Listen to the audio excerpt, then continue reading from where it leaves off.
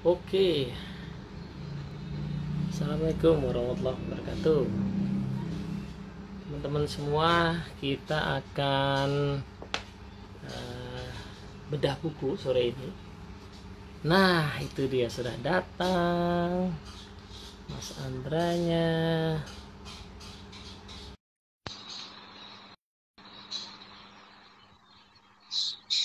Bedah buku yang sudah saya pegang sejak lama buku ini. Wih, ini dia bos kita.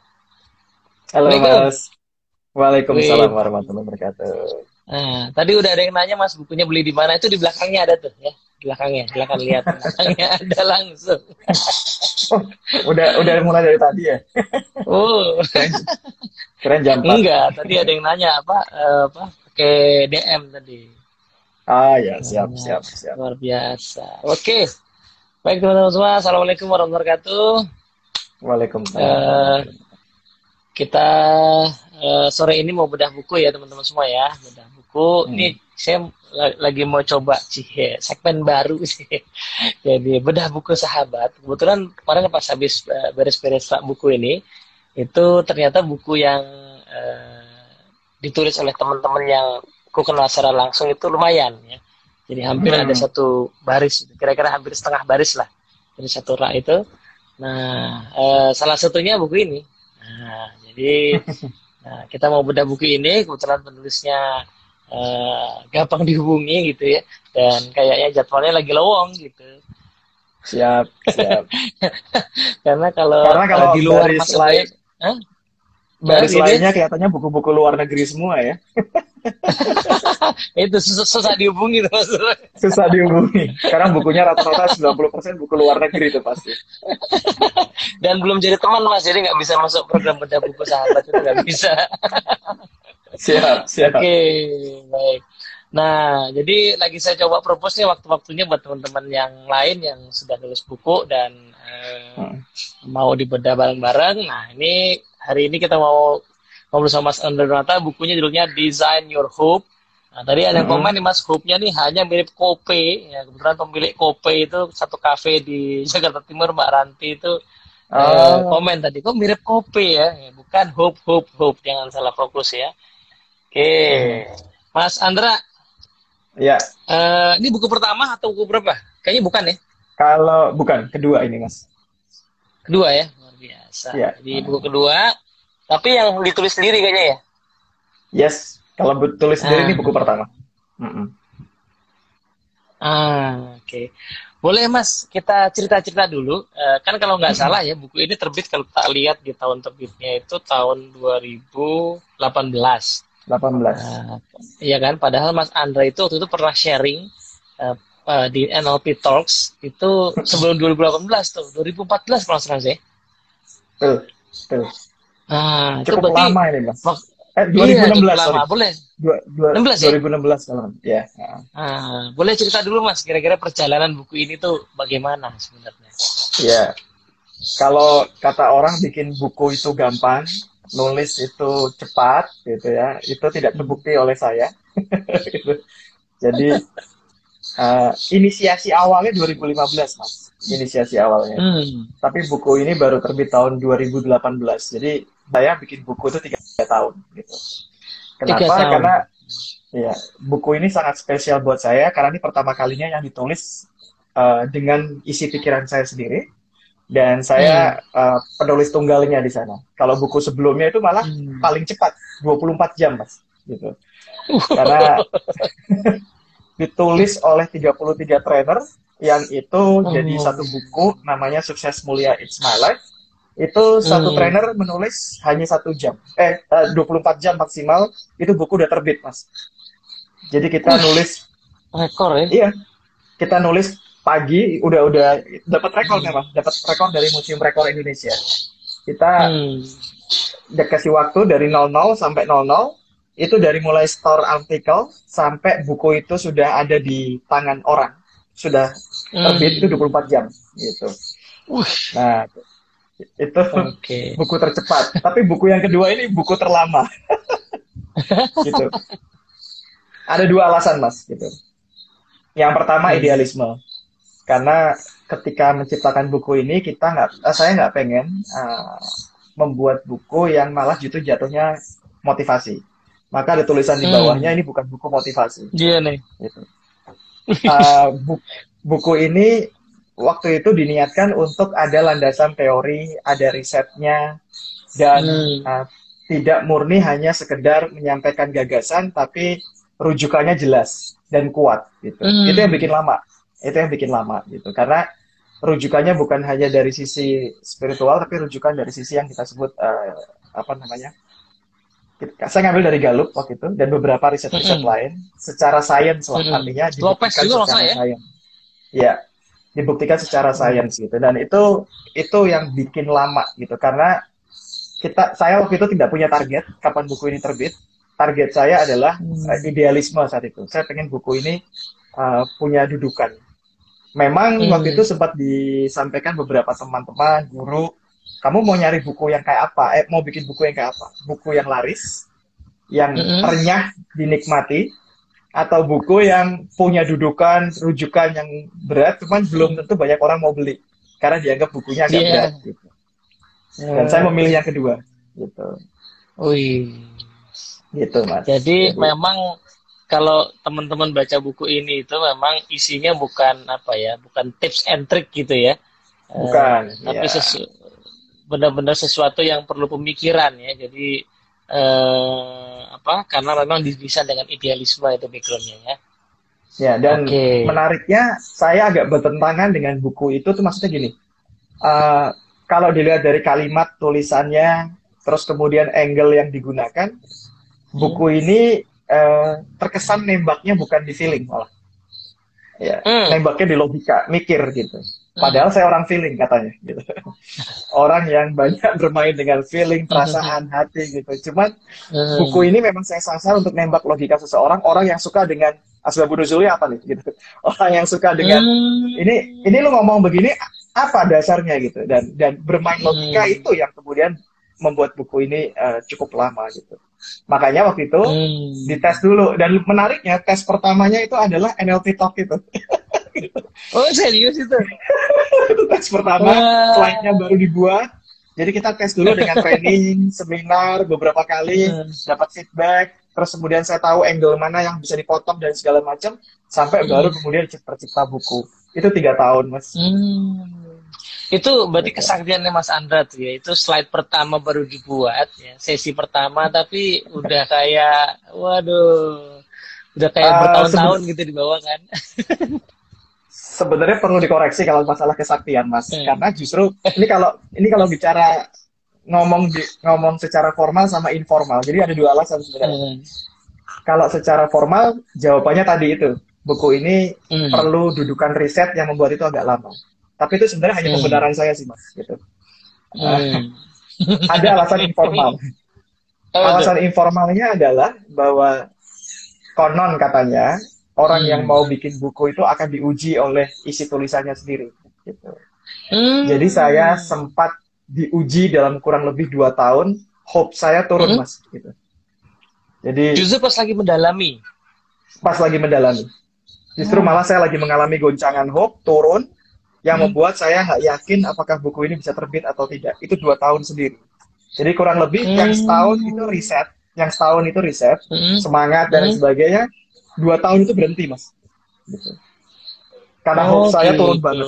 Vakum gitu Gitu. ya. Vakum gitu. Penelusurannya vakum gitu. Bukan hanya vakum, tapi energi Hmm. untuk bikin buku itu hilang. Gitu. Oke. Jadi Nah, hope level saya malah turun. wah ini mengerikan ya. Kalau kita udah Iya, mendalami sesuatu bisa mengerikan begini ya. Tapi terus baliknya betul. gimana? Mas? Akhirnya tertuntaskan gitu. Tentu segala sesuatu pasti ada momentum gitu. Hmm. Nah, kalau dilihat dari teori motivasi kan orang itu ada yang toward to mengejar sesuatu, ada Hmm. yang away from gitu ya. Hmm. Ingin meninggalkan sesuatu. Nah, saya waktu itu ada challenge dari komunitas grup Tempa gitu ya. Saya kan mentor Hmm. di grup Tempa itu, program Tempa.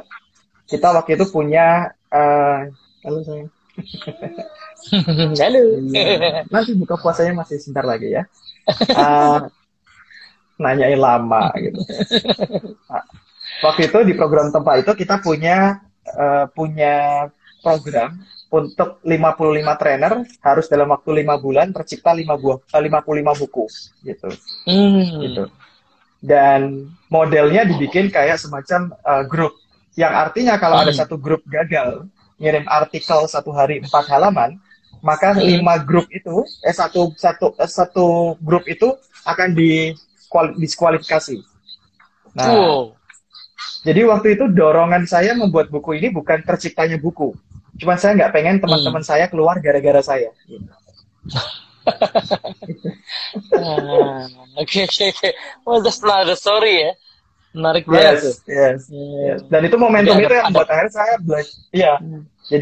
jadi belajar sesuatu bahwa nanti di dalam buku itu juga saya ceritakan bahwa tiap orang itu Hmm. stimulus hope levelnya beda-beda gitu.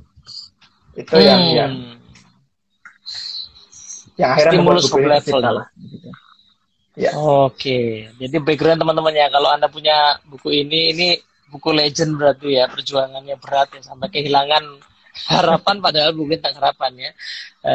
Ya yes. buku ini sudah terbit sudah tahun 2018. Nah, kita pengen gali lebih dalam nih Mas. Kira-kira sebenarnya tesisnya apa sih Mas? Hope ini kenapa diangkat gitu? Ya, Kenapa iya, diangkat dan kenapa penting sampai ditelusuri segitunya gitu? iya, iya. Jadi sebenarnya kalau mau dicari mau dirunut backgroundnya panjang, mungkin bisa cerita berjam-jam. Hmm. Tapi intinya Hmm. adalah dulu tuh saya mau bikin buku public speaking, Mas. Gitu. Oh iya. Karena karena itu skill yang paling saya kuasai doang saat itu gitu. Itu kayaknya Saya lebih laku sih berpikir, Mas. saya pikir wah ini gue nguasain dan saya praktisi di situ dan Hmm. banyak share pengalaman yang mungkin bisa saya tuangkan. Tapi mentor saya Mas Indrawan Nugroho nge-challenge saya, kamu jangan bikin sesuatu atau bikin buku berdasarkan apa yang kamu ketahui sekarang. Tapi buatlah Hmm. sesuatu berdasarkan potensi yang akan kamu miliki di masa depan. Wah, itu challenging banget buat saya. Wah, wah Jadi, ini. apa yang kamu lihat in the future, apa yang kamu lihat nanti Hmm. kamu harapkan in the future, itu yang dipatok. Walaupun saat ini kamu mengatakan bahwa aku nggak punya resource-nya untuk itu. Gitu. Nah, Hmm. ketika di challenge untuk melakukan itu, challenge accepted gitu, saya ambil. Saya memilih harapan setelah Hmm. digali-gali karena uh, alasannya selalu sangat personal, Mas. Jadi buat saya membuat Hmm. buku ini bukan tentang jualan. Buat saya membuat buku ini bukan tentang apa ilmu yang lagi keren atau tren. Tapi Hmm. buat saya it's about personal gitu. Ibu saya almarhum itu meninggal masih muda banget. Umurnya 44 tahun. Hmm. Ya, Hmm. meninggal dalam kondisi yang sangat cepat yaitu serangan jantung. Dulu kondisi keluarga kami itu sangat terbatas, Mas. Jadi untuk bisa Hmm. menikmati layaknya orang, wah makan enak, pergi-pergi ke tempat enak, itu di Hmm. atas cukup itu saat itu kami kesulitan. Gitu. Nah, ibu saya Hmm. itu 2 minggu sebelum meninggal sempat nitipin pesan ke saya. Dia bilang gini, Hmm. dalam bahasa Jawa ya, nak, nek kowe sesok lulus, mamah melu kowe. Hmm. Gitu. Hmm. Mamah pengen urepe enak. Gitu. Hmm. Jadi waktu itu saya masih kuliah. Kalimat itu menjadi trigger buat saya yang membuat ibu saya itu fight melakukan apapun untuk hidupnya karena dia punya Hmm. harapan. Hmm. Dan buat saya itu cukup untuk membuat seseorang do something gitu. Itu kayak Hmm. ibarat mobil berarti itu bahan bakarnya. Gitu. Dan saya Hmm. tidak pengen bicara justru di ranah how to, teknis, Hmm. skill, tapi apa yang membuat seseorang akhirnya mempelajari how to gitu. Karena how to itu udah bertebaran Hmm. di mana-mana. Di zaman sekarang akses Hmm. terhadap how to itu udah sangat mudah. Bahkan kita nggak perlu lagi Hmm. tutor hanya untuk belajar bagaimana mengedit video. Hanya dari YouTube saya sudah bisa belajar Hmm. itu. Gitu. Tapi bagaimana kemudian menumbuhkan harapan agar orang mau untuk mengakses semua sumber daya itu, itu yang Hmm. perlu diangkat. Gitu. Jadi kalau secara pribadi, Hmm. alasan pribadinya adalah karena saya pengen menumbuhkan harapan ibu saya. Gitu. Jadi ada pengalaman tentang harapan ya, ada pengalaman tentang Sangat, apa yang sangat. diangkat di buku ini gitu ya. Ya. Karena Hmm. Oke. ibu sama bapak kan pegawai negeri biasa waktu itu dan Hmm. jabatannya biasa saja. Mereka itu seperti kayak seolah-olah bahwa ya seandainya kita bisa kayak orang-orang itu ya. Jadi saya melihatnya kayak mereka tuh orang nggak punya harapan gitu saat itu. Hmm. Mereka merasa kayak kita itu bukan orang kaya, kita itu hidup kayak Hmm. begini. Bu, kamu besok jangan seperti papa mama ya. Itu pesan-pesan itu Hmm. terlalu kuat gitu. Kamu Hmm. besok, Bu, jadilah orang yang bisa ngangkat harkat derajat martabat keluarga kita. Itu dari Hmm. kecil saya dapat itu terus soalnya gitu. Hmm. Sampai akhirnya saya menyadari bahwa apa yang mereka rasakan itu baru sekarang saya menyadari bahwa itu harus ada yang diperbaiki itu. Bukan kehidupannya Hmm. ternyata, tapi mindsetnya yang harus diperbaiki. Gitu. Hmm. Jadi salah satu yang membedakan harapan dengan lain adalah kalau dilihat dari kondisi bapak ibu saya, ayah ibu saya, seolah-olah mereka meletakkan harapan di anak-anaknya. Gitu. Dan mereka merasa Hmm. bahwa mereka tidak berdaya untuk bisa mengubah kondisi keluarga. Maka mereka berharap banget Hmm. anaknya bisa jadi seseorang. Gitu. Nah itu yang akhirnya kemudian saya Oh. sadari, di buku ini saya, dalam tanda kutip ya, saya menemukan teori yang mendasari bahwa itu salah. Harapan itu bukan kayak begitu. Gitu. Hmm. Harapan itu sifatnya lebih aktif datang dari diri sendiri. Jadi harapan itu Hmm. bukan diletakkan di orang lain. Tapi justru karena gue punya harapan, saya bisa Hmm. melihat segala sesuatunya lebih optimis. Gitu. Oh. Tapi Gitu. sebagian orang, Mas, menganggap ya tadi ya, harapan terhadap anak itu sendiri adalah sebuah harapan yang ada dalam dirinya itu. Jadi Ya. harus seandainya kita bisa merekonstruksi kehidupan yang seperti itu ya, kita nggak mungkin, kita akan coba ambilin lebih luas ya. Misalnya Mm-mm. bapak ibu siapapun yang punya pola pikir demikian, ya, seandainya bisa Ya. direkonstruksi, maka sebaiknya bagaimana itu, Mas? Ya. Harapannya itu. Justru ini yang menarik yang saya coba telusuri dan juga bahkan saya lakukan eksperimental, Mas, berkaitan dengan Hmm. konsep harapan yang selama ini dipahami orang gitu. Nah, buku ini agak sedikit memberikan konsep yang berbeda gitu. Jadi, Hmm. saya mengidentifikasinya pakai, sebenarnya paling enak pakai bahasa Inggris, Mas. Karena kalau dipakai bahasa Hmm. Indonesia, harapan itu secara diksi, semantiknya sering dipakai untuk tempat yang salah. Misalnya Hmm. contoh, Hmm. ketika orang mengatakan, udahlah nggak usah banyak ngarep gitu, ntar Hmm. kecewa. Gitu. Nah, maka seolah-olah harapan itu posisinya adalah kendalinya ada di orang lain untuk supaya itu terwujud. Hmm. Gitu. Nggak usah banyak ngarep, nanti kecewa. Berarti untuk supaya itu terwujud, tergantung dari orang yang kita kasih harapan itu. Gitu. Nah, Hmm. di dalam buku saya mencoba untuk memahami. Berarti kalau gitu, kekecewaan kita berdasarkan orang lain. Gitu. Dan akhirnya saya menemukan harapan bentuknya bukan seperti itu. Jadi kalau dalam bahasa Inggris ada tiga, Hmm. Mas. Ada hope, ada optimis, Hmm. ada wishful thinking. Gitu. Atau wish. Hmm. Gitu. Nah, harapan itu harus ada tiga unsur yang terpenuhi. Dalam buku ini disebutnya theory of hope, gitu. Itu Hmm. yang menciptakan pertama kali Richard Snyder di dalam bukunya Oh, The Snyder Psychology of Hope. temannya Lopez ya, Yes, itu psikologi uh, positif ya.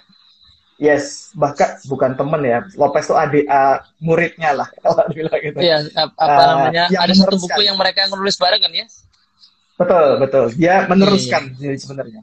Awalnya Meneruskan dia gitu. muridnya, terus kemudian belajar, terus akhirnya kemudian ketika Snyder sudah meninggal, Lopez sebagai senior scientist di Gallup saat itu, dia Hmm. mengembangkan lagi skalanya.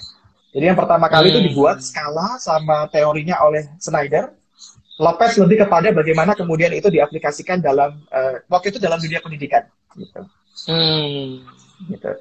Kesimpulannya adalah Lopez mengatakan ada tiga yang membuat harapan itu terpenuhi. Gitu.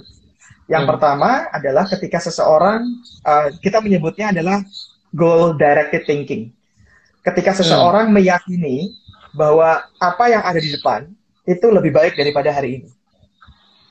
Jadi bukan hanya Hmm. melihat, tapi meyakini bahwa apa yang di depan itu akan lebih baik daripada hari ini.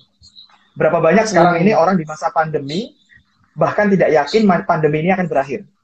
Bahkan nggak yakin Hmm. bahwa badai pasti berlalu. Bahkan nggak yakin bahwa setelah pandemi justru kita semua justru akan mengalami sesuatu lompatan yang luar biasa. Itu nggak semua orang yakin itu, Mas. Banyaknya pesimis. Hmm. Wah, berarti nanti ke depan ekonomi akan memburuk. Berarti nanti belum stabil nih sampai 2 tahun ke depan. Kalimat-kalimat itu menunjukkan justru menurunkan level hope-nya dia. Itu aspek yang pertama. Hmm. Oke. Aspek yang kedua adalah ketika dia bukan hanya sekedar meyakini apa yang ada di depan, tapi dia mampu melihat bukan hanya jalan, tapi bahkan obstacle yang akan dia lalui.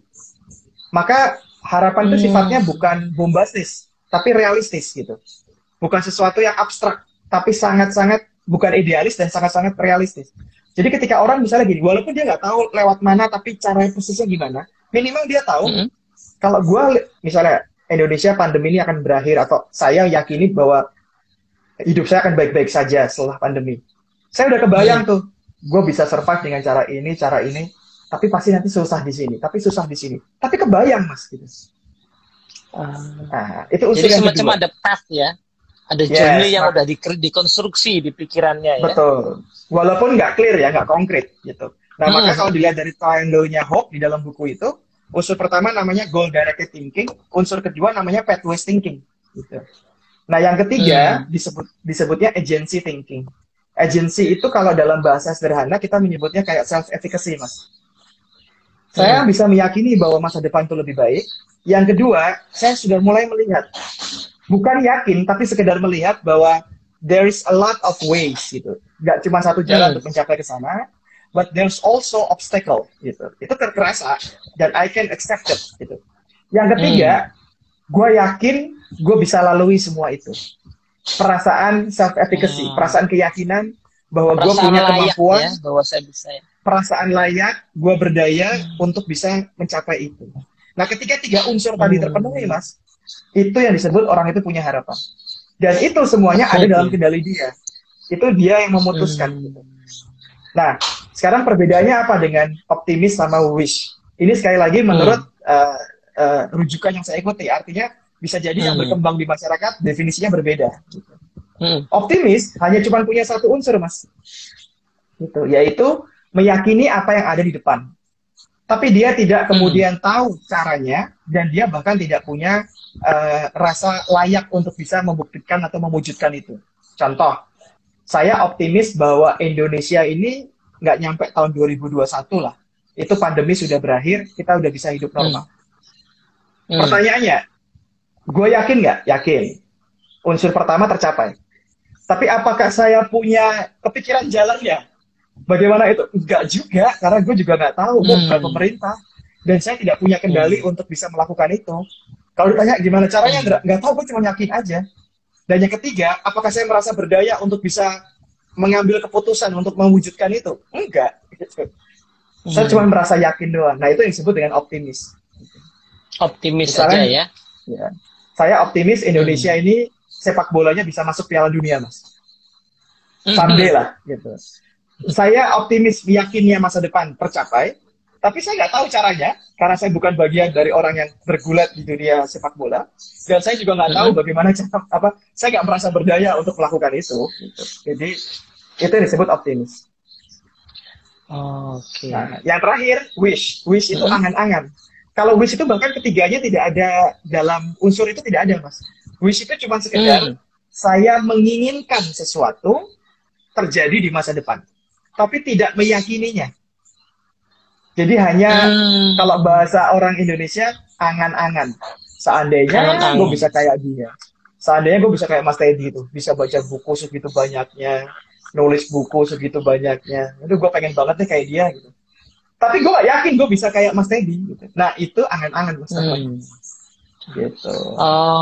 Oke. Nah berarti kalau diambil dari contoh tadi yang Mas lihat di ya bukan orang tua Mas Anda aja, mungkin orang tua siapapun ya. Barangkali mungkin kalau benar nggak kalau saya lihat itu lebih ke arah yang angan-angan ya.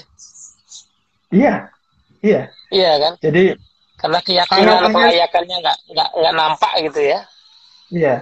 Nah angan-angan itu unsur powernya untuk akhirnya mengubah menjadi action itu kecil sekali Mas. Gitu. Ibaratnya kalau bensin itu bensin oplosan gitu. Tapi kalau hope itu karena kondisi pembangun unsurnya kuat, maka itu kalau ibarat bensin itu bensinnya mobil F1 itu, yang kalau begitu diisi bensin itu, bung, kenceng banget itu mesin. Nah, boleh nggak Mas? bener nggak Mas kalau saya ngecek pemahaman saya, berarti hope itu apakah harus sesuatu yang ada dalam kira-kira dalam pengaruh saya, kayak contoh tadi soal pandemi ya, apa namanya, ya saya nggak usah mikirin bagaimana Indonesia yang akan berakhir pandeminya, tapi saya hanya memikirkan bahwa at least bisnis saya atau pekerjaan saya nanti pasti akan lebih baik kok, dan saya fokus ke situ aja, itu yang disebut hope. Atau boleh sebenarnya saya memandang yang tadi ya, memandang yang agak lebih luas ke Indonesia, caranya nggak tahu dalam artian karena saya nggak punya wewenang, tapi saya mungkin ikut apa ya, eksplorasi sekedar gitu nggak kira-kira gitu. Yes, Cari kurang yang lebihnya di adalah situ atau yang ya, kurang lebihnya adalah kalau tadi angan-angan dalam bahasa yang lebih lebih orang corporate nyebutnya kan ekspektasi gitu ya. Jadi lebih kepada keinginan gitu. Tapi kalau tadi harapan itu berarti artinya harus ada dalam kendali kita. Sesuatu yang kita yakini kita bisa pengaruhi. Tapi kalau tadi Mas mengatakan, boleh nggak kalau saya melihatnya jauh lebih global? Boleh Mas, nggak apa-apa. Tapi itu disebutnya bukan harapan dalam teori ini. Itu optimis. optimis. Iya. Jadi Soalnya saya optimis adalah menteri ketika gitu ya. itu, ya kecuali gue menteri, maka gue bisa bilang itu harapan saya gitu. Jadi ketika Soekarno mengatakan kita akan merdeka gitu, ya karena dia merasa punya kendali saat itu. Gitu. Tapi orang-orang atau masyarakat Indonesia saat itu yang ketika melihat Soekarno ngomong bahwa kita akan merdeka itu dia akan menumbuhkan optimismenya orang-orang lain. Gitu. Sampai orang-orang lain itu merasa bahwa dirinya ikut berdaya, bahwa mereka juga bisa punya andil terhadap kemerdekaan, maka mereka tumbuh harapan. Oh, jadi apa namanya? Leader berarti ya. Leader fungsinya adalah menumbuhkan harapan dirinya gitu ya. Yes. Sehingga dia bisa menginspirasi optimisme. Nah, tapi pergerakannya akan terjadi kalau optimisme itu sudah menjadi harapan dalam lingkaran pengaruhnya. Pada kayak gitu ya?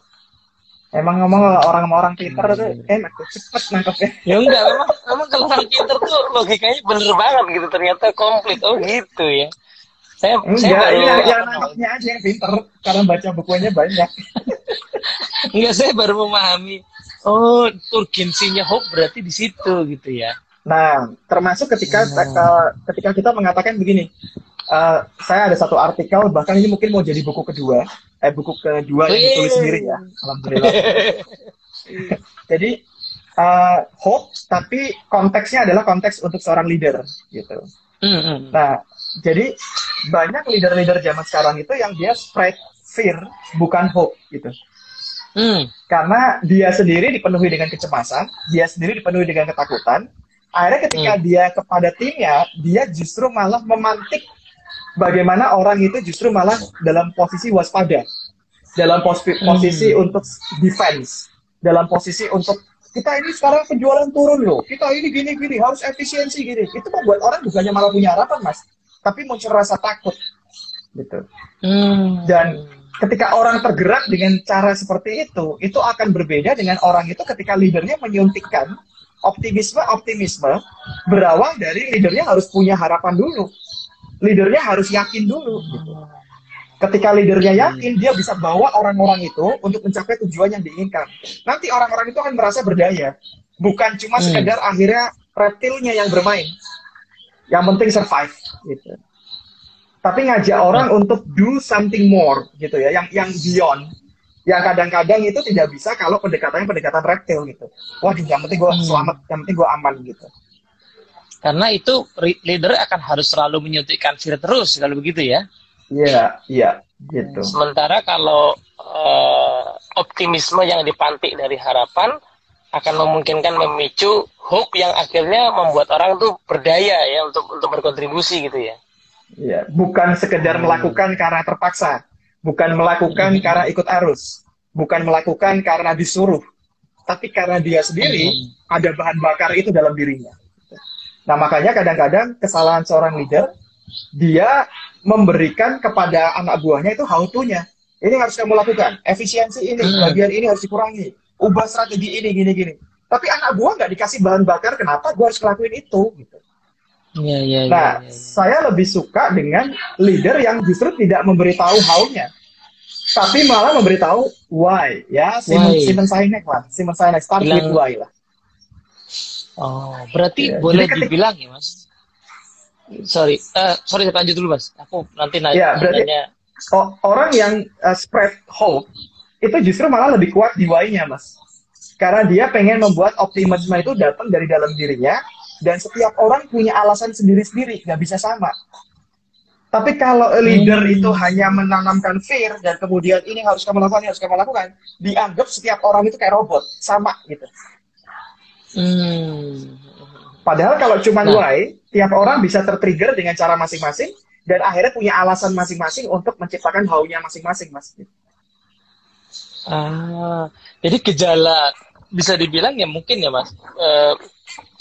Gejala dari leader itu belum menginspirasi optimisme, Mm-mm. ya tim membernya itu geraknya tidak atas inisiatif sendiri gitu ya. Berarti Ah. kalau mesti disuruh-suruh terus gitu ya. Ah, Berarti dia ini tidak menarik. bergerak karena hope-nya, tapi dia bergerak Iya, karena iya. fear-nya kepada atasan. Fear-nya. Ya, dan ini kan masalahnya kan jadi kerasetan ya, Mas. Karena ketika tim member itu bergerak karena diawasi, kan jadinya leader itu repot ngawasi. Iya, Iya iya. kan? Dan dia nggak sempat mikir lebih jauh lagi karena dia harus mengawasi semua orang gitu. Padahal Akhirnya kalau turun ke seandainya teknis. iya, ketika orang itu bisa bergerak sendiri dengan cara dan alasan masing-masing dari kita Mas Anda, mungkin dia jadi bisa melihat peluang-peluang yang belum kelihatan sekarang gitu. Iya. Nah, mutusnya gimana dong Mas kalau gitu? Kalau ini konteksnya leadership ya, hope ini Iya. kita pakai di leadership. Nanti buku keduanya ini kira-kira. Maka ya ini kurang lebih di buku keduanya. Artinya berarti si leadernya yang Hmm. harus memiliki level hope yang tinggi dulu, gitu. Hmm. Bahkan di buku itu saya membuatnya hope itu malah bisa Hmm. dikuantitatifkan, gitu. Bisa diukur bahkan, Hmm. gitu. Hmm. Dan Hmm. dia bisa tahu mana aspek yang itu dia rendah atau lemah. Disitulah Hmm. dia perlu upaya untuk melatihnya sehingga nanti dia bisa kemudian menjadi pribadi yang selalu hope levelnya itu malah spread orang untuk itu. Kalau hope itu dalam kalimatnya Saint J. Lopez, dia bilang itu seperti riak air gitu, Mas. Ketika Hmm. satu orang punya harapan masuk ke dalam air, blung, itu akan blung, blung, blung, bikin gelombang itu, gitu. Hmm. Nah, Jadi dia tugasnya menjatuhkan harapan itu gitu ya? ya, ya. Oh, Dan, ya. dan akhirnya membuat gelombang riak yang semakin besar, semakin besar. Artinya, sederhananya gini, Hmm. kalau saya bergaul sama orang-orang kayak Mas Teddy gini, orang yang optimis, positive thinking, orangnya berpikir ke depan, saya kebawa, Mas. Gitu. Tapi kalau saya bertemu dengan lingkungan yang isinya cuman nyalain pemerintah, isinya cuman Hmm. ngeluh, isinya cuma mengatakan, payah nih hidup gue sekarang gini-gini. Saya ikutan juga, Mas. Gitu. Energi Hmm. saya drain, burn out, gara-gara itu. Gitu. Makanya kenapa leader perlu, justru malah yang diperlukan leader. Kalau leadernya saja sudah nggak punya Hmm. harapan, anak buahnya mau kayak apa gitu. Berarti kalau Kayak, ngambil contoh Mas yang tadi ya, kalau leader mau keluar dari situasi fear-nya sendiri, berarti dia mesti ganti pergaulan dulu ya. uh, pergaulan itu menstimulasi. Contohnya Hmm. gini, Mas. Tahu film Braveheart ya, film lama angkatan gue. Oh, si Mel itu Mel Gibson, Mel Gibson. Mel Gibson, ya Mel Gibson kan. Ah. Kalau kalau anak-anak sekarang mungkin nggak tahu film itu, gitu. Tapi itu film dari menit pertama sampai terakhir itu diambil insight-nya banyak banget kan, Mas, gitu ya. Mas tahu persis film itu. Hmm. Itu kan ada momen di mana dia mukanya udah separuh tuh, dicat separuh mukanya. Dan Hmm. ketika semua timnya menyerah dan tidak mau Hmm. dalam posisi gugur, dia maju sendirian, dia naik Hmm. kudanya, dan dia ngadepin tanpa dia harus mempedulikan timnya di belakang ada atau enggak. Tapi justru Hmm. gara-gara dia maju itu, berani mati, ibaratnya dia mau berada di garda depan, akhirnya kan kemudian pada ngikut, gitu. Gitu. Hmm. Nah, itu yang disebut orang yang hope levelnya luar biasa, Mas. Dia bahkan Hmm. tidak perlu orang lain untuk meyakini bahwa gue bisa ngalahin orang itu. Karena apa? Karena dia punya alasan yang kuat. Kalau dia kan waktu itu Hmm. alasannya sangat personal, karena istrinya juga dibunuh kan. Ya, Dan ya, ya. bukan hanya istrinya, tapi dia merasakan ketidakadilan dari kerajaan Hmm. lain, dan dia ingin membasmi ketidakadilan itu. Gitu. Contoh kedua, Oke. Gladiator. film Gladiator, mungkin Mas tidak ingat. Oh, rasa kru. Russell Crowe itu keren banget. Itu orang-orang yang situasi lingkungannya tidak mendukung, orang-orang meremehkan, orang-orang bahkan mengatakan kamu nggak akan bisa melawan orang itu, kamu nggak akan bisa. Tapi dia fight, dia maju, Mas gitu. Dan dia menginspirasi orang-orang lain untuk akhirnya berani melawan gitu. Nah, itu disebut orang punya hope level yang tinggi. Oke. Oke. Nah, kalau Contoh buat ketiga, Mas Andra Mas. nih. Contoh Oh, contoh ketiga. Oh, ya, contoh ketiga. film lagi nih, film lagi. Ya, film. Tapi yang contoh ketiga ini yang lumayan dari kontranya. Kontranya itu apa? Eh, Saya mau nanya dulu ke Mas Teddy. Joker itu menurut Mas Teddy punya hope nggak? Aku belum nonton ya film itu. Oh, belum nonton. Sorry. Ya. Saya Mas, Oke, pas mau nonton itu udah keburu habis Mas. oke. Sekarang DVD-nya udah ada kok. Bisa dibeli. Iya. Jadi, saya mengatakan malah begini. Joker itu justru hope levelnya tinggi. Karena hope itu tidak selalu positif. Hope itu bisa Oh, ke arah gitu? negatif. Yes. Gitu. Jadi misalnya gini, kalau saya ngambil contoh saya paling gampang selalu film Joker. Ketika seseorang itu, Joker itu kan dulu, siapa sih nama aslinya sebelum dia jadi Joker tuh, nama orangnya, aku lupa namanya. Si pria ini kan dia mengalami gangguan jiwa. Karena dulunya diperlakukan buruk oleh ibunya. Gitu. Dan akhirnya dia mengalami gangguan secara fisik juga. Dia sering tertawa lepas tanpa bisa terkendali. Gitu. Nah, sepanjang hidupnya dia itu namanya Arthur. Sepanjang hidupnya dia itu dibully terus gitu. Dan dia saat itu udah kehilangan harapan banget bahwa dia bisa survive gitu. Tahu nggak Mas bahwa dia akhirnya harapannya ini saya agak bocorin sedikit ya, agak ini. Dia itu harapannya muncul justru ketika dia berhasil membunuh Mas. Ketika dia pertama kali nembak, dia dikasih pistol, dia pertama kali nembak orang yang ganggu dia merasa berdaya Mas. Gitu. Dia merasa muncul. Self-efficacy-nya muncul dan kalau di film itu digambarkan dia nari-nari di toilet gitu. Dan dia merasa kembali alive menjadi dirinya. Sehingga akhirnya dia bertransformasi menjadi Joker yang waktu itu mencoba untuk melawan ketidakadilan kota Gotham gitu. Dia pengen mendapatkan keadilan dari orang-orang miskin yang saat itu dianggap dipinggirkan, tidak dipikirkan oleh pemerintah saat itu. Dan dia melawan, tapi cara melawannya dengan cara yang buruk. Dia bunuh orang-orang itu gitu. Dia bunuh orang-orang yang dianggap menyepelekan kaum miskin gitu. Dan akhirnya orang-orang yang memiliki perasaan yang sama, para orang-orang yang tertindas di kota itu, akhirnya mengagungkan dia. Akhirnya optimisnya muncul. Akhirnya dia merasa kayak punya sosok. Disitulah akhirnya tumbuh satu pahlawan super bagi orang jahat, namanya Joker. Nah, kesimpulan yang dari situ yang mau saya sampaikan, harapan itu sifatnya netral. Bisa digunakan untuk jadi bahan bakar ke arah yang baik, bisa digunakan untuk jadi bahan bakar ke arah yang buruk. Oke. Berarti orang korupsi juga punya hope ya? Oh, punya gitu. Oh, karena dia yakin gue bisa korupsi dengan cara ini, dan gue yakin gue bisa ngelakuinnya, dan bahkan dia tahu persis berapa nilai korupsi yang akan bisa diambil. Hope-nya tercapai itu, Mas. Dan dia yakin orang lain juga akan memakluminya ya? Iya, dia langsung action. Nah, itu artinya hope intinya adalah hanya dijadikan sebagai bahan bakar gitu. Tapi nah, kalau gitu destinasinya kemana? Ya? Frame-nya berarti apa? Destinasinya tuh berarti gimana dong? Supaya tidak akhirnya lagi, jadi gini. Hope itu kayak Joker yang ketika tiba-tiba dalam situasi terpuruk dikasih peluru, Mas, dikasih pistol. Pistol itu jadi harapan. Atau pisau gitu, pisau.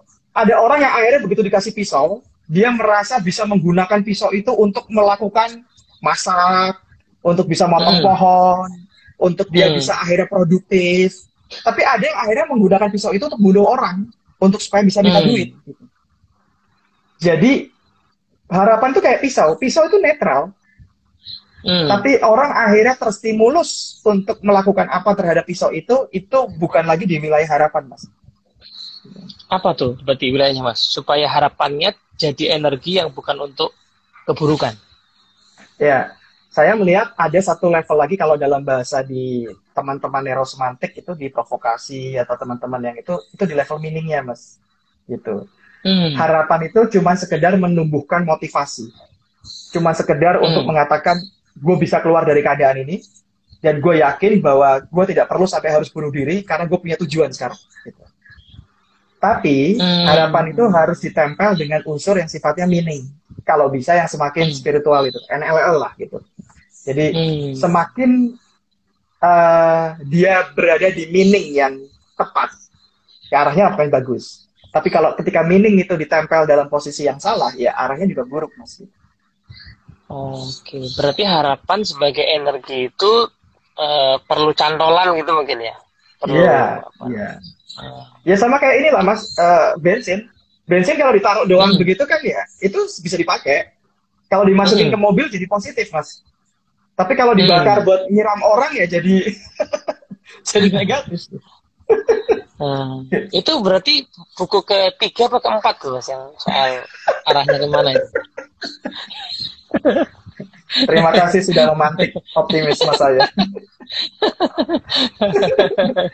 Aduh. Oke, wah ini keren banget mas. Berarti Hope ini bicara soal buku ini ya, berarti bicara soal orang yang saya soalnya baca kisahnya waktu saya ingat waktu sesinya Mas Andra juga waktu di buku ini juga dibahas lagi dibuka dengan kisah-kisah orang yang merasa perlu mengakhiri hidupnya ya kan.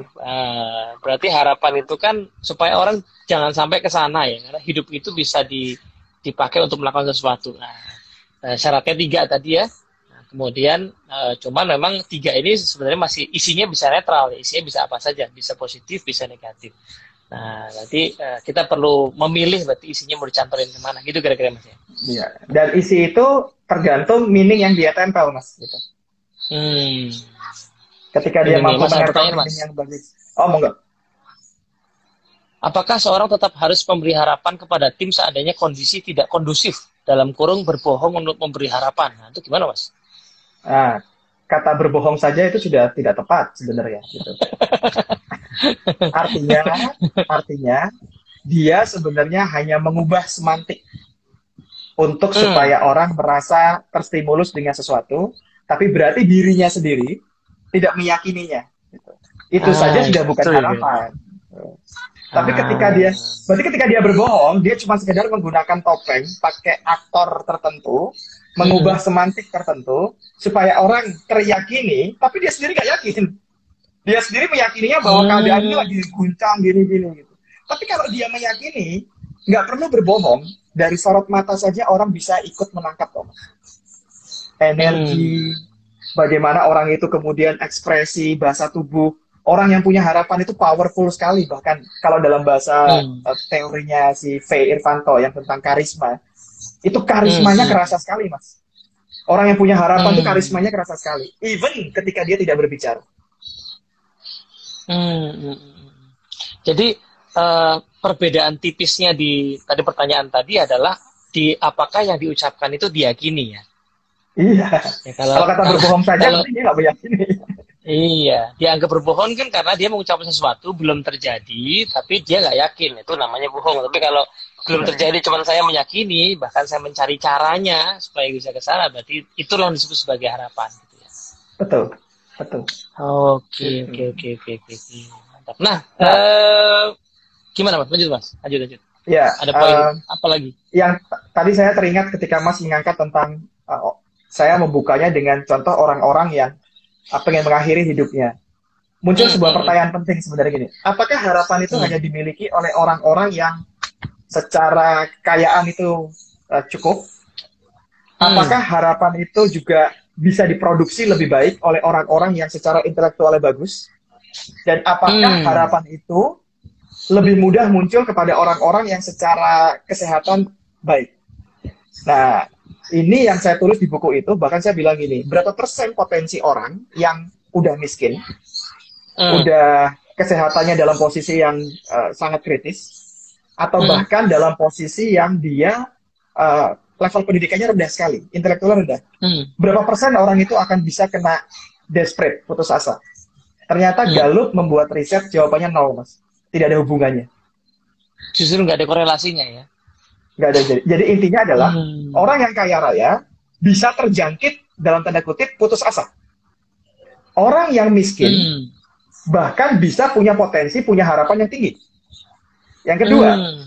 orang yang sehat walafiat bisa punya Hmm. potensi malah putus asa. Tapi orang yang dalam Hmm. posisi sangat kritis hidupnya, udah mungkin nyawa udah tinggal separuh gitu, udah siap untuk Hmm. masih bisa punya harapan. Dan yang ketiga, orang Hmm. yang level pendidikannya rendah, yang merasa nggak sekolah, itu ternyata masih bisa punya harapan tinggi. Orang yang pinter, yang sekolahnya tinggi banget, bisa punya potensi untuk putus asa. Artinya, tiga aspek tadi tidak memiliki korelasi terhadap tinggi rendahnya harapan seseorang. Harapan itu pure murni Hmm. dari dalam, gitu. Tidak Jadi tidak tidak ada syarat atribut tadi. Gitu. tidak perlu pendidikan tinggi untuk punya harapan, gitu ya. Tidak perlu kecukupan materi untuk punya harapan, gitu ya. Yes. Ah, tapi Berarti ini harusnya kayak orang yang kayak punya semua itu, ya. kayak corona, Mas. Jadi Hmm. bisa siapapun bisa kena. Artinya tidak ada syarat tertentu. Pokoknya Anda bisa kena siapapun gitu. Dan Hmm. tidak bisa mengatakan, oh sorry ya, gue kan orang kaya, gue udah fasilitasi, gue udah pakai ruang ini, gue pakai masker gitu. Belum Hmm. tentu, gitu, tetap aja. Iya, Nah iya, sama iya. harapan juga begitu. Ini belum tentu loh orang-orang yang malah justru sering interaksi, driver ojol, tukang Hmm. sampah, yang tiap hari malah nggak pakai ini, nggak cuci tangan, itu belum tentu malah nggak apa pasti kena loh. Banyak orang-orang kaya yang malah justru hebat-hebat kena loh malah gitu. Hmm. Hmm. Nah, ya harapan tuh kayak begitu, Mas. Oke, ini Mbak Rani Kusumah nanya, Mas, gimana caranya memelihara harapan? Udah punya, tapi dipeliharanya gimana? Ya, seperti yang tadi Mas, tinggal fokus ketiga unsur tadi. Bagaimana Hmm. kemudian dia terus menumbuhkan keyakinan ketika dia sedang mengalami situasi yang sulit, selalu yakin aja bahwa badai pasti berlalu. Yakin bahwa Hmm. masa depan itu lebih baik. Itu dipelihara terus tuh, positive thinkingnya itu tuh. Yang kedua, selalu yakini there's always a way. Selalu ada jalan kok. Hmm. Jadi ketika kita udah mentok, yakini dulu jalan itu pasti ada. Gitu. Tiga, selalu yakini bahwa Hmm. Tuhan itu sudah menjadikan kita itu resourceful. Kita itu pasti sudah di-equip Hmm. dengan apapun yang kita butuhkan. Jadi, ya tapi Hmm. saya nggak punya modal, tapi utang saya banyak, gini-gini. Seolah-olah kok kayaknya kita nggak resourceful. Padahal Tuhan sudah Hmm. titipkan resource yang cukup baik dalam diri kita kalau kamu mau berusaha. Hmm. Jadi Nah, kalau kesadaran, Mas, meyakini, kesadaran gitu ya. kalau ya kesadaran meyakini itu terpelihara tuh hope. Oke, thank you. Terjawab nih Mbak Rani ya. Ini pertanyaan lagi nih, Mas, apakah harapan punya korelasi dengan spiritual? Sangat. Tadi yang saya katakan, Hmm. harapan itu sifatnya netral, kayak pisau. Tapi kalau orang itu tidak ditempel dengan spiritual yang bagus, maka di dalam buku saya itu, prinsip pertama dari harapan, gantungkan harapan tertinggimu pada Tuhanmu, gitu. Gitu. Nah, Kalau kamu malah nggak punya spiritual yang bagus, khawatirnya kayak Joker. Harapannya tinggi, tapi meaningnya salah, gitu. ya, ya, ya, ya, ya. Nggak ada yang apa ya, nggak ada cantolan yang benar gitu ya. Nggak ada Hmm. kerangkengnya, gitu. Jadi akhirnya bisa kemana-mana tuh Iya. harapan. Karena harapan itu Tadi cuma aku, murni energi. yes, yes. Murni energi ya. Jadi menarik Mas, kalimat Mas Andra waktu menerangkan soal harapan itu melihat bahwa yang ke depan itu lebih baik dari yang sekarang. Itu saya langsung ingat ada ayat yang mengatakan bahwa yang kemudian itu lebih baik dari yang sekarang, itu jelas-jelas ada ayatnya gitu ya. Jadi orang yang meyakini hal ini itu yang akan punya energi. Kalau ditambah yang dua lagi. Ini ada pertanyaan lagi nih, Mas. Ya, Coach izin monggo Mas. bertanya, bagaimana cara kita menumbuhkan why agar hope kita teraktualisasi? Lebih efektif mana antara why dari dalam atau dari luar? Ini udah Jawaban agak kejawab singkatnya sebenarnya memang ya. udah kejawab. Jawaban singkatnya adalah why itu memang harus dari dalam. Kalau dari luar itu bukan why Hmm. itu, gitu ya. Ya, ya, ya, ya. Dan why itu Paling sangat personal. paling kalau tempun why positif dari luar tadi sifatnya baru sampai optimisme ya, Mas ya. Iya, iya. Tapi menumbuhkan why setiap orang itu mungkin bisa dikasih referensi bukunya Simon Sinek lah itu, artinya start with why. Tapi Start with setiap orang itu menemukan why dengan cara yang tidak sama gitu. Tidak bisa satu pola buat saya itu ternyata sama polanya dengan Mas gitu. Tapi kalau secara umum ada orang yang ketemu why-nya itu biasanya ada dua pola Mas gitu. Pola pertama adalah ketika dia melihat itu urgent, penting karena itu terjadi pada dirinya. Jadi contoh yang paling gampang saya pengen ambil gambaran adalah ngerokok. berapa banyak orang yang belum bisa berhenti ngerokok karena belum ketemu why-nya. Gitu. Nah, ada dua pola biasanya, ada dua pola. Pola pertama adalah ketika dia baru diserang penyakit yang akhirnya dokter bilang kalau kamu nggak berhenti ngerokok, nyawamu cuma tinggal 3 bulan. Wah, akhirnya dia menemukan why-nya. Why-nya sangat personal banget karena dia sudah di ujung tanduk tuh. Nah, itu why yang terjadi karena dia experience. Tapi ada orang yang menemukan why-nya karena terjadi pada orang lain. Tapi orang lain itu adalah seseorang yang sangat berharga dalam hidup dia. Dia kehilangan bapaknya gara-gara merokok terus, dan dia nggak mau kejadian lagi, anak-anaknya kehilangan dia gara-gara merokok, maka dia menemukan why-nya. Tapi why itu selalu sama, harus personal. Gitu. Ya, kalau bapaknya orang mungkin nggak terlalu kuat ya. Dia bodoh amat. Gitu. Loh, kalau bapaknya orang, banyak banget mas kasus di luar, kenapa dia nggak bisa menangkap pelajaran dari situ? Karena kan I don't care sebenarnya. Iya. Ya, jadi ini yang menantang bagi leader ya, karena ketika leader punya hope itu kan lahir dari why-nya dia. Nah, sementara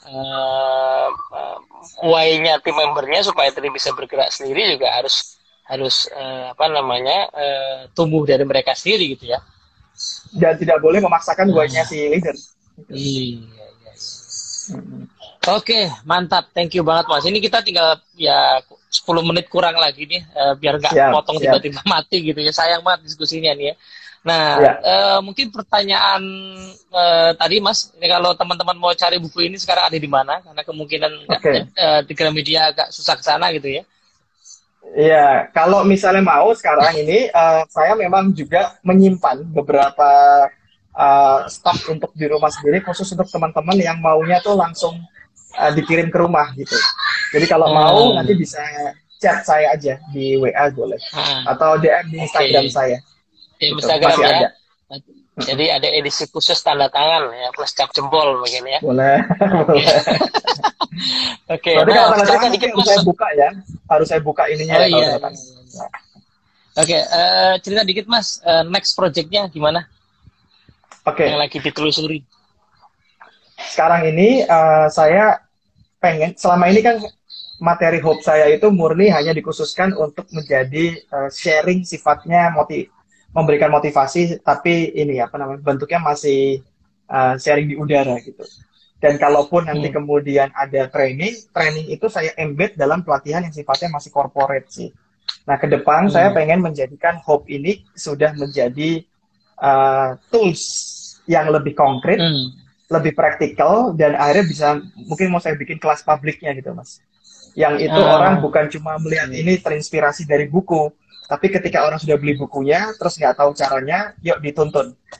Gimana cara untuk menemukan ini. Gitu. Kalau jadi yang dibuat supaya lebih praktikal. Jadi project kita ya. mulai kan. Kalau buku berikutnya kayak punya janji nanti. Jadi insya Allah. Saya senang lah NLP Talks menyumbang kepada satu milestone buku ini ya. Benar. Mudah-mudahan kelas IG ini percobaan pertama. Gitu. Iya, percobaan pertama itu NLP Talks. Ya moga-moga kelas IG ini menyumbang juga Mas buat begitu-begitnya gitu. Amin. Oke, baik. Oke Mas, closing statement Mas tentang para pembaca buku ini supaya mungkin bisa mengambil manfaat itu apa kira-kira ijazahnya? Ya, take away-nya adalah gini. Apalagi khususnya kalau saya kaitkan di situasi pandemi ya. Situasi pandemi ini banyak orang mulai desperate. Banyak orang merasa bahwa apa yang terjadi di masa depan belum tentu baik. Dan orang sudah mulai kehilangan arah, apakah saya bisa survive apa tidak. Satu closing statement saya yang juga saya tulis di buku ini adalah, you can lose everything, but never lose your hope. Karena kalaupun Anda kehilangan segalanya, hope Anda akan bisa mengubah keadaan itu. Bisa membuat Anda menemukan solusi baru, bisa membuat Anda bergerak menciptakan hal-hal yang baru. Tapi kalau Anda sudah kehilangan harapan, maka tidak ada lagi alasan untuk Anda hidup. Gitu. Dan proses menemukan harapan adalah 3 hal tadi ya. Meyakini yang di depan, ya, jadi membayangkan mungkin masa setelah pandemi terhadap bisnisnya, terhadap usahanya, kemudian mencari caranya gitu ya, dan menganggap diri bahwa diri memang layak untuk bisa mencapai itu gitu ya. Yes, yes. Oke, thank you banget Mas Hmm. Andra sudah Sama-sama. menjadi project pertama bedah buku sahabat saya. Dan Moga-moga oh ini proyek manfaat. pertama. Proyek pertama. Oh ini bedah buku sahabat kan, baru Mas Andra ini. Oh ini saya pertama, kira ini udah jalan Iya, berapa banyak. belum. Saya perlu Oke, saya thank perlu you. yang powerful untuk memulai. Alah, alah. Semoga kita bisa kolaborasi lagi, Mas. Saya berharap bisa kolaborasi sama Mas Teddy. Ini sangat powerful karena Mas Teddy itu inspirasi saya juga. Bukunya udah saya beli, Nasihat Diri juga saya sudah punya. Saya waktu itu ketemu Mas Hmm. Teddy sangat sangat inspire ketika Mas Teddy ngisi di gatheringnya Loop, gitu ya. Dan Mas Teddy di situ sebagai pembicara dan saya sebagai duduk sebagai peserta. Dan itu powerful sekali. Oh, yang Iya, itu ya, jadi yang di apa gatheringnya Loop, tempat di Omah Jawa apa namanya itu? iya Yang di daerah Kemang modelnya kalau kayak nggak salah. Jawa-Jawa itu. Iya. Iya. Nah, waktu itu kalau nggak salah acara buka puasanya Loop, Look. Gathering Loop, tapi Mas Hmm. Teddy jadi pembicara. Langsung saya beli bukunya kan Hmm. waktu itu dan pikir, oh ini orang keren ini. Karena Mas Teddy termasuk orang yang selalu bicara di ranah filosofi, di ranah yang halnya sifatnya lebih deep, bukan di ranah hanya cuma teknis gitu. Dan itu yang saya ngerasa ngeklik karena suka dengan bicara yang sifatnya adalah filosofis dan fundamental gitu. Wah, berarti kita bisa ngajak Mas Surya, saya udah ngomporin dia untuk bikin grup belajar filsafat, Mas. Ya, itu dia. Jangan-jangan. Mumpung lagi Ya, agak ini pengangguran kita, Mas. Kalau udah ya, sibuk agak ini susah. gara-gara Mas Teddy juga, saya akhirnya besok jadi kolaborasi sama Mas Andre Hanindio, kakak kedua. Oh, yeah. Besok di IG Live, besok besok sore jam Asik, 4. mantap. Besok Andra dan Andra ya. Siap. Ya, Oke, teman-teman. Thank you banget sudah ikut sama-sama. berinteraksi. Thank you banget Mas Andra buat sudah bersedia sharing, dapetin bukunya, mumpung masih bisa dapat langsung tanda tangan penulisnya. Moga-moga manfaat. Sampai ketemu lagi di bedah buku sahabat berikutnya. Kita cari siapa yang udah ready ya. Oke, thank you Mas Andra. Siap. Assalamualaikum Terima warahmatullahi kasih. wabarakatuh. Waalaikumsalam warahmatullahi wabarakatuh.